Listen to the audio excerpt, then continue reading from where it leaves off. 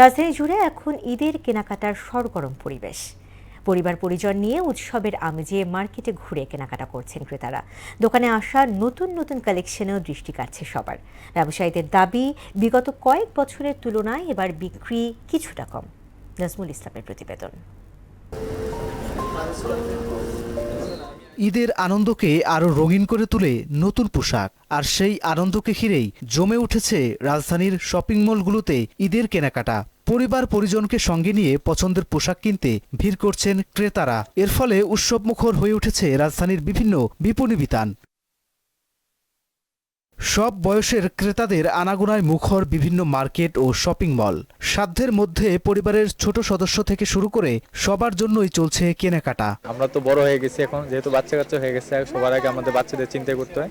তো প্রথমে আমরা বাচ্চাদের জন্য কেনাকাটা করতে আসছি। একটু দাম দর বেশি, কিন্তু ভাল লাগছে আর কি। ক্রেতাদের অতিরিক্ত ভিড় ও ঠেলাঠেলি এড়াতে অনেকেই দিনের বেলাতেই তাদের কেনাকাটা সেরে নিচ্ছেন। বোরকা কিনলাম, আরো কিনবো, দেখতেছি, মাত্রই আসলাম। পরিবারের জন্য কিনবো, নিজের জন্য কিনবো। যদিও একটু দাম বেশি রাখে, তারপরও ভালো, মানসম্মত, রুচিসম্মত। তবে বিক্রেতারা বলছে বিগত বছরের তুলনায় এবার বিক্রি কিছুটা কম। ঈদ যত ঘনিয়ে আসবে, সামনের দিনগুলোতে বেচাকেনা আরো বাড়বে বলে আশা করছেন তারা। মার্কেটে আর 5-6 দিন টাইম আছে, এখন বেচাকেনা লাস্টের টাইমে মোটামুটি ভালো হইব। যেরকম বেচাকেনা হওয়ার কথা ছিল ওরকম বেচাকেনা হয় না। মাঝে মাঝে এরকম বেচাকিনি হয়, বেচাকিনি হয় না, কিন্তু গেছে বাড়িতে এবার কম। এবার বাজারে পণ্যের সরবরাহ পর্যাপ্ত থাকায় দামও তুলনামূলকভাবে ক্রেতাদের নাগালের মধ্যেই রয়েছে।